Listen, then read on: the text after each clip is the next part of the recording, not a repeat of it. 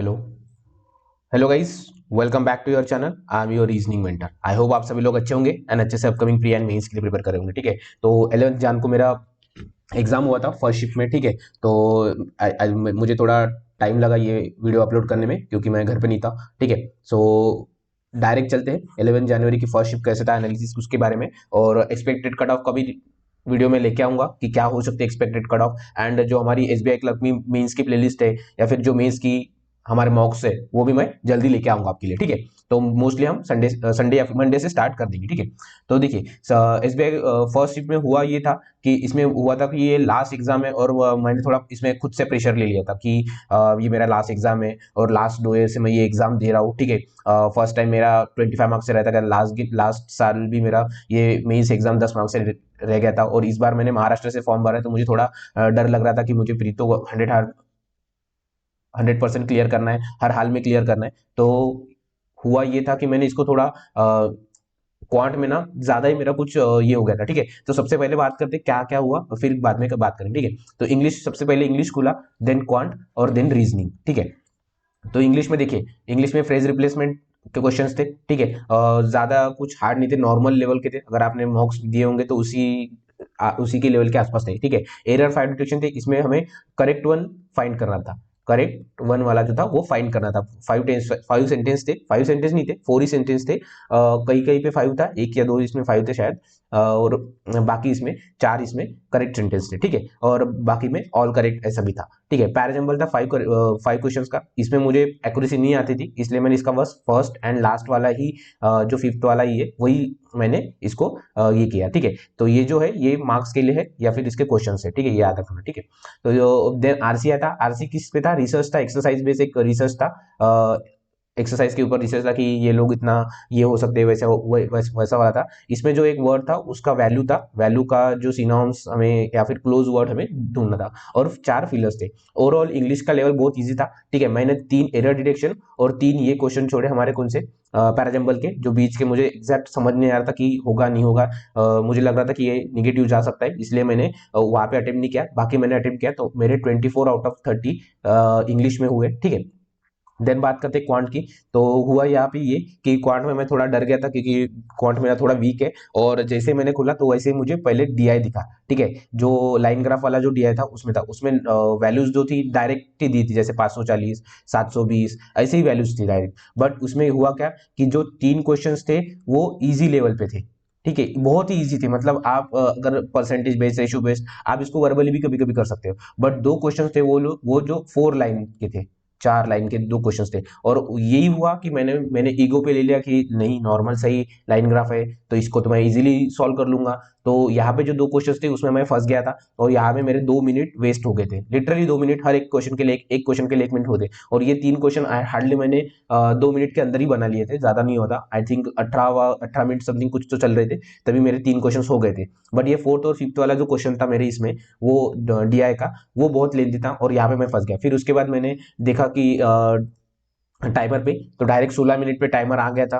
तो मैं थोड़ा हड़बड़ हो गया क्योंकि ऑलमोस्ट मोस्टली मैं 3 मिनट के अंदर 5 क्वेश्चंस कर देता हूँ डीआई के। तो फिर यहाँ पे मुझे प्रेशर थोड़ा फील हुआ। फिर उसके बाद मैंने ढूंढे, पहले मैंने डीआई किया। ठीक है, दिन मुझे मिले सिंप्लीफिकेशन, तो सिंप्लीफिकेशन भी ऐसे नहीं थे, पॉइंट वाली सिंप्लीफिकेशन थे, पॉइंट वाले। और जैसे कि 1/2, 1/6 ऐसे वाले क्वेश्चंस, मतलब ये भी ऐसे आंसर्स थे, उसको वहां पे पुट करके हमें सॉल्व करना था। तो ये थोड़ा सिंप्लीफिकेशन मुझे लेंदी लगे एज कम्पेयर टू मॉक।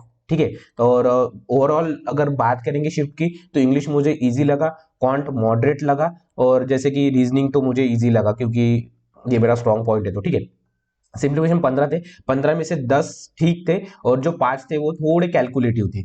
ठीक है, थोड़े कैलकुलेटिव ज्यादा लगे मुझे। बाकी तो कुछ ऐसा लगा नहीं कि क्वांट में बहुत ज्यादा हाई वैल्यूज इन्होंने कुछ बोले हैं या फिर कुछ किए होंगे करके। ठीक है, ये था। देन मिसिंग नंबर सीरीज में भी इजी क्वेश्चंस थे। ठीक है, जैसे कि 12 का स्क्वायर, 13 का स्क्वायर, 14 का स्क्वायर ऐसे थे, और कुछ इसमें मुझे एग्जैक्ट नहीं याद आ रहे, ऐसे नॉर्मली लॉजिक थे मिसिंग नंबर सीरीज में। मिसिंग नंबर 5 के 5 थी, और वो भी इजी थी। ठीक है, ये 5 और ये 5 और ये 10 अर्थमेटिक। ठीक है, ये थे। सिंप्लीफिकेशन में मैंने 13 आई थिंक सॉल्व किए, 13 या 14 सॉल्व किए, एक छूट गया था मेरा। ठीक है, देन मिसिंग नंबर सीरीज में मैंने पांचों के 500 सॉल्व किए, और इसमें इसमें मैंने 3 सॉल्व किए लाइन ग्राफ में, क्योंकि ये 2 क्वेश्चन में फंस गया था तो मैंने ये सॉल्व नहीं किए थे, ठीक है। और 2 क्वेश्चन मैंने अर्थमेटिक के सॉल्व किए, क्यों? क्योंकि मैंने जो सिंप्लीफिकेशन में एक छोड़ा था और जो हमारा अर्थमेटिक मुझे थोड़ा इजी लगा तो वो मैंने वो किया था, इसलिए मैंने ये किए।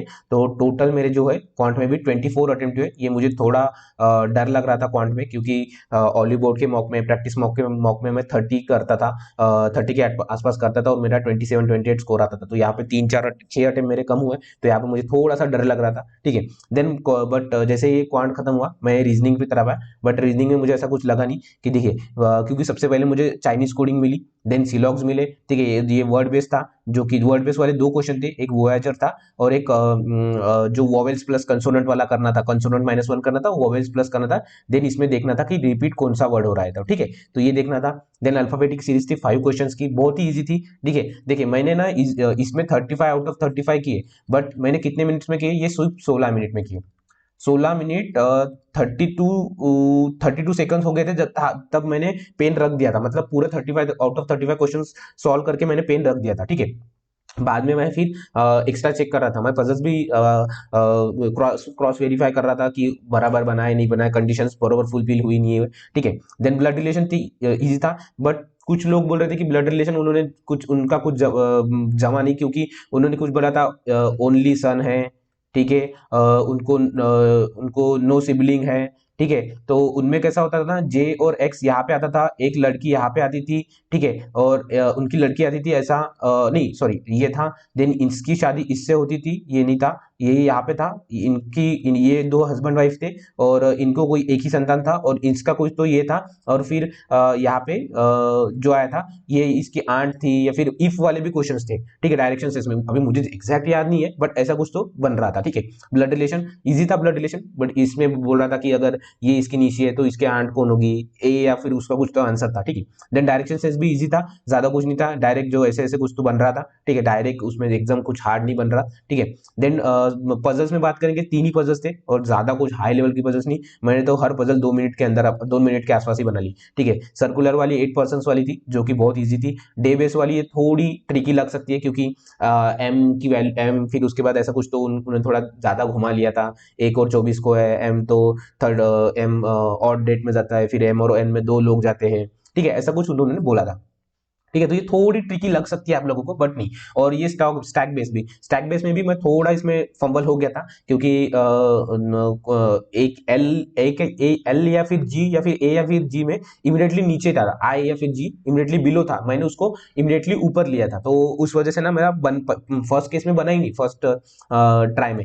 फिर देन मैंने अच्छे से पढ़ा, तब मुझे ये बन गया, तो ये ऑलमोस्ट ये बहुत इजीली ये मेरे 6 मिनट के आसपास बन गए थे और 10 मिनट मुझे लगे इन सबको सॉल्व करने में, क्योंकि ब्लड रिलेशन था, देन डायरेक्शन था, अपना चाइनीज कोडिंग था, वर्ड बेस वाले थे, अल्फाबेटिक सीरीज थी, और ज्यादा टाइम मुझे ये वर्ड बेस ने और कंसोनेंट -1 + 1 में किया। क्यों? क्योंकि ये मेरे बहुत मतलब कभी कभी गलत हो जाते, तो इसलिए मैंने इसको अच्छे से सॉल्व किया और टाइम देख के सॉल्व किया, ठीक है। तो ये ज्यादा कुछ हार्ड नहीं था पेपर, बट क्वांट का लेवल बोल सकते हैं कि क्वांट का लेवल थोड़ा हार्ड था हमारे इसमें, ठीक है। बाकी तो ऐसा जैसा कुछ लगा नहीं कि मुझे रीजनिंग का पेपर, रीजनिंग मुझे इजी लगा, मुझे भी हो सकता है बाकी लोगों को हार्ड लगा होगा, ठीक है, ठीक है। 10 मिनट में मेरा रीजनिंग के मिसलेनियस हो गए थे और 6 मिनट के आसपास मेरे पजल्स हो गए थे, 6 से 7 मिनट के अंदर, ठीक है, 6.36 मिनट, और बाकी में मैंने क्रॉस चेक किया था, तो कुछ मेरा गलत नहीं होता, ठीक है। तो यहाँ पे मेरे 35 आउट ऑफ 35 हुए रीजनिंग में, और टोटल मेरे जो अटेम्प्ट है वो है 83 अटेम्प्ट है,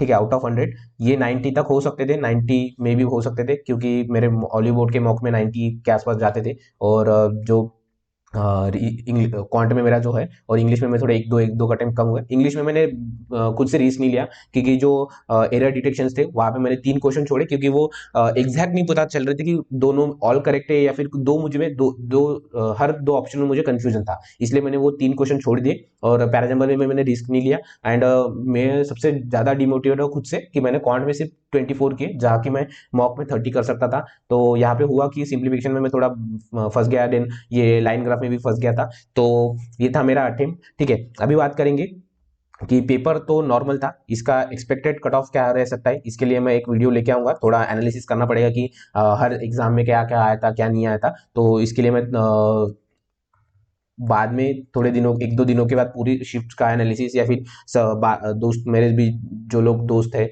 उनसे बात करके मैं आपके लिए बात करके कि कौन सी शिफ्ट सच में हार्ड थी या नहीं थी, उसके हिसाब से फिर हम बात करेंगे, ठीक है। और अगर आप नए होंगे चैनल पे, तो SBI क्लर्क में इसकी हम पजल्स की सीरीज चालू कर रहे हैं। तो मंडे से हम रात को 9 बजे, ठीक है, 9 PM में, ठीक है, 9 PM को 3 सेट्स करेंगे, ठीक है। हर दिन 3 सेट्स करेंगे और उसमें क्या करेंगे, एक मिसलेनियस, 2 पजल्स करेंगे, या फिर 2 पजल्स करेंगे और एक मिसलेनियस का सेट करेंगे, ठीक है। तो हार्डली 30 to 45 मिनट्स का आपका सेशन रहेगा। तो ट्राई कीजिए कि मंडे से हम इसको स्टार्ट कर लेंगे। अगर मंडे टू सैटरडे जो फर्स्ट 6 डेज है, इसमें हमें अच्छा रिस्पॉन्स मिलता है लाइव का, तो लाइव में चलेंगे हम, ठीक है। क्योंकि आपको भी वो एग्जाम वाली फील आनी चाहिए कि आपका सच में वो 6-7 मिनट में सॉल्व होता है नहीं होता है, उस अकॉर्डिंग, ठीक है। तो रात को 9 बजे हम मंडे से स्टार्ट कर देंगे, ठीक है, 9 PM को एग्जैक्ट स्टार्ट कर देंगे और 3 सेट्स करेंगे। हार्डली 30 to 45 मिनट्स का सेशन रहेगा हमारा हर हर दिन का, ठीक है। अगर इसका रिस्पॉन्स अच्छा रहा है तो ठीक है कि हम उसको आगे बढ़ाएंगे, जैसे हमने RRB PO मेंस में के टाइम पे लिए थे सेक्शनल मॉक्स, वैसे अगर नहीं होता है तो फिर मैं सिर्फ डेली के 2 वीडियोस, 2 पजल्स के वीडियोस डाल दिया करूंगा, ठीक है। और अगर आपने अब तक ये प्लेलिस्ट सॉल्व नहीं की होगी तो इसको सॉल्व कर लेना। 140+ मेंस लेवल के पजल्स ही यहाँ पे, तो हर प्रकार के हैं, हर टाइप के हैं आपके पास आपके लिए, ठीक है। तो इसको सॉल्व कर लेना, ठीक है। So thank you, all the best and keep grinding, and मिलते हैं मंडे को रात को 9 बजे, ठीक है। So thank you, all the best and keep grinding.